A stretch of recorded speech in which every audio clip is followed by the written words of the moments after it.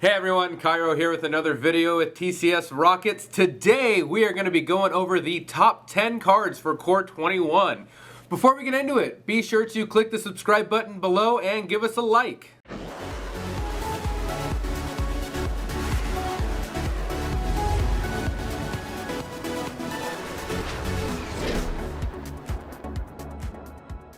First up on our list at number 10 is Spark Hunter Masticore. Spark Hunter Masticore is a 3-mana 3/4 artifact creature that reads, as an additional cost to cast this spell, discard a card. It has protection from planeswalkers and 2 activated abilities. The first reads, 1 mana, Spark Hunter Masticore deals 1 damage to target planeswalker. And the second reads, 3 mana, Spark Hunter Masticore gains indestructible until end of turn. Overall, this creature does do a lot of work against planeswalkers, but I am very discouraged by the downside. Planeswalkers as of late have been very oppressive in all formats, and everyone has been asking for an efficient answer to deal with them. Well, we finally got it, but it forces you to 2-for-1 yourself. This creature is powerful if it is ever able to hit the table. However, if it's counterspelled, the tempo loss might be too big to recover from. With all that being said, its activated abilities do save this creature. Gaining indestructible at a relatively cheap cost is great, and in the late game this creature will be able to destroy any planeswalker in play. Thankfully, this creature is colorless and can be put in the sideboard of any deck, and that is exactly where I expect to see this card, in everyone's sideboard. Next up on our list at number 9 is Massacre Worm. Massacre Worm is back with his pretty smile, and if this is your first time meeting him, let's go over him real quick. He is a 6-mana, 3/3 black, 6/5 worm that reads, when Massacre Worm enters the battlefield, creatures your opponents control get -2/-2 until end of turn, and whenever a creature an opponent controls dies this turn, that player loses 2 life. This card is the aggro killer, and alongside Massacre Girl does a lot of work in Standard. Your opponents are going to have to be careful not to go too wide or risk having all their creatures killed, or even worse, outright lose the game. -2/-2 is enough to kill a lot of creatures in the current Standard meta, and if Massacre Worm can't deal with them, a good time board wipe will.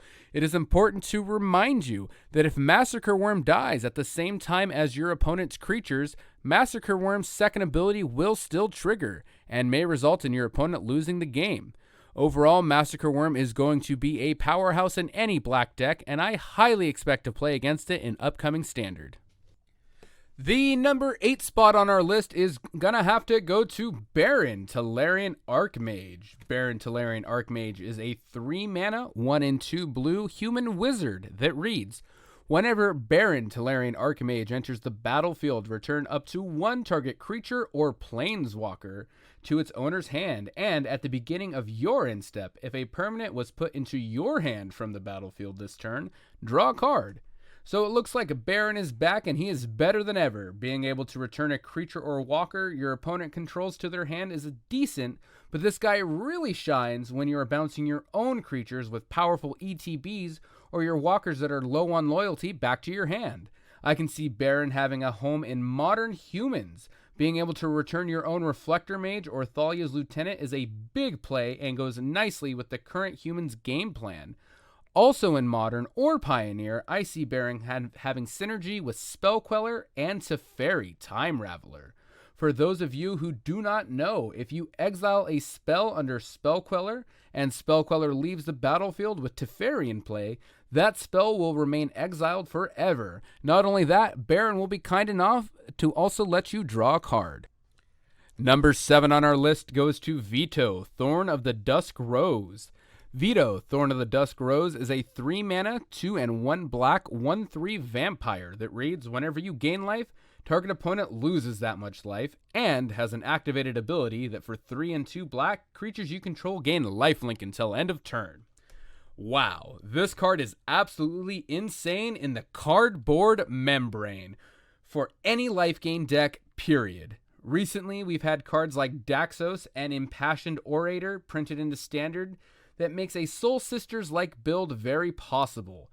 This card seals the deal on that archetype. When you include powerful planeswalkers like Ajani Strength of the Pride and Sorin Vengeful Bloodlord, the deck builds itself.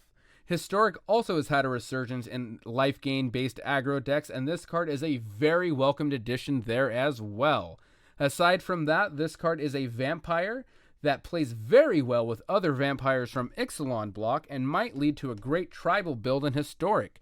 Furthermore, it is a functional reprint of the Avacyn restored card Exquisite Blood and will obviously slot into any commander deck trying to play that combo. Shaundras Incinerator is the number 6 card on our list, and it is a 6 mana, 5/1 red, 6/6 elemental that reads, this spell costs X less to cast, where X is the total amount of non-combat damage you've dealt to your opponents this turn. It also has trample and says whenever a source you control deals non-combat damage to an opponent, Shaundras Incinerator deals that much damage to target creature or planeswalker that player controls. My first thought on this card is that it is going to be a very welcomed addition to the mono-red prowess deck in Modern. This creature can potentially be a 1 mana 6/6 with trample, which is absolutely absurd. Furthermore, it has great synergy with Soulscar Mage, being able to lightning bolt your opponent's face and then put -1/-1 counters on a creature they control is a huge tempo swing and will lead to fast lethals in Modern.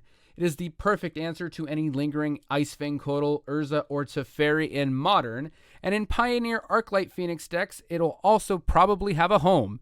It can be a little awkward with Bedlam Reveler, but overall, I think you would still end up playing this guy. It also has some playability in Standard. I think it will shine very heavily in the Cavalcade of Calamity variant of Mono Red, and overall, I see this card being a defining red card in multiple formats. Number 5 on our list goes to Containment Priest. Containment Priest is a very powerful reprint and is a 2 mana, 1/1 white, 2/2 creature with flash. It also reads, if a non-token creature would enter the battlefield and it wasn't cast, exile it instead. This is yet again another answer to Cauldron Familiar in Standard, but even more important, this card finally is legal in Modern. Modern is full of cards like Collected Company, Aether Vial, and Arclight Phoenix that love to get creatures into play without paying their mana costs, and now they're going to have to think twice before doing so. Since this card has flash, your opponents will always have to play around it or risk walking themselves directly into a time walk. Furthermore, once it's in play, it will have to be removed immediately because of how badly it shuts down these archetypes. This card will more often than not be delegated to the sideboard, but when you bring this card in, it is the backbreaker for your opponent. Next up on our list at number 4 is yet another powerful reprint. We have Azusa, Lost but Seeking. Azusa is a 3 mana, 2/1 green, 1/2 human that allows you to play 2 extra lands per turn. I don't have to tell you that playing 3 lands a turn is busted, but I'm going to anyways. Playing 3 lands a turn is busted. Not only that, but when combined with Dryad of the Elysian Grove from Theros Beyond Death, you'll be able to play a whopping 4 lands per turn. Throw some Arboreal Grazers and some Uros in there, and we have ourselves a party. And if you want to get extra spicy, playing this with Experimental Frenzy might lead to some crazy ramp potential. A 1/2 body is easy to deal with, but thankfully your opponents typically cannot respond to your land drops, so you should be able to get a few extra lands in there before they're able to deal with her. A very welcome to any ramp deck, and I can't wait to play with this card. Number 3 on our list is Scavenging Ooze. Scavenging Ooze is yet another reprint, and geez Louise was this one needed. For those of you who are unfamiliar with Scavenging Ooze, or Scooze for you cool kids, it is a 2 mana, 1/1 green 2/2, and has an ability for 1 green mana. You can exile target card from a graveyard. If it was a creature card, put a 1/1 counter onto Scooze and gain 1 life. This is the answer we needed for all of the graveyard synergy decks that have been dominating Standard. Uro, exiled. Kroxa, exiled. Woestrider, exiled. Cauldron Familiar, you know it, exiled. Every, and I mean every green deck is going to be playing this card. Very solid reprint, and I'm glad to see it. Number 2 on our list is Ugin the Spirit Dragon. Ugin is back, baby, and for those of you who do not remember, he was the bee's knees in Standard during Khan's block, and I expect the same out of him now. He is an 8 mana colorless planeswalker that enters with 7 loyalty and has some very powerful abilities. First up, he has a +2 that does 3 damage to any target. He has a -X that exiles each permanent with converted mana cost X or less that is 1 or more colors, and an ultimate that is absolutely absurd. It says you gain 7 life, draw 7 cards, and then put 7 permanent cards from your hand into play. Mugen, although expensive, impacts the board immediately and will take over any game in no time. Notoriously, control decks were able to grind you out until the coast was clear and drop Mugen to finish you off. In upcoming Standard, I see Mugen doing the same thing, as well as being a huge payoff for any ramp deck. Get used to seeing Mugen because you are going to see a lot of him. And finally, the number 1 card on our list is Ferry, Master of Time. Oh boy, here we go again with another Ferry Planeswalker. This time around, he is dropping the white and is mono blue. Ferry, Master of Time is a 4 mana, 2 and 2 blue Planeswalker that enters the battlefield with 3 loyalty and has 4 abilities, 1 of them static and 3 activated. His static ability reads, you may activate loyalty abilities of Ferry, Master of Time on any player's turn and anytime you could cast an instant. This is huge. For those of you who do not know, this effectively means you get to activate Ferry twice before it comes back to your turn. So let's delve into what you'll be doing. First up, his +1 lets you draw a card, then discard a card. Then -3, target creature you don't control phases out, and -10, take 2 extra turns after this one. This is a lot to unpack, so let's take it one step at a time. Ferry's +1 might seem very mundane, but keep in mind, if your opponent is not putting any pressure on him, he will have gained 2 loyalty and you would have drawn 2 extra cards by the time it comes back to your turn. So a very solid advantage. Next up is his phasing ability. Phasing is an ability you do not see too often. What it means is when a creature phases out, you treat it and anything attached to it as if they do not exist. It does not leave the battlefield when it phases out, and it does not trigger any ETBs when it phases back in. Another important detail to point out is the first thing that happens at the beginning of each turn is phased out permanents phase back in, meaning a creature that was phased out will not have summoning sickness when it comes back. Teferi's middle ability is complicated enough, and we could talk about it all day, so let's move on to his -10. For -10, you get to take 2 extra turns. This is insane, and I'm sure I don't have to tell you that 2 extra turns is a huge advantage. But if you time this correctly, you can activate this on your opponent's end step and effectively take 3 turns in a row. This card is going to be premier in Standard, and I think this card is going to be even more insane in Commander because you get to activate him on all 4 players' turns, meaning you'll get to that -10 in no time.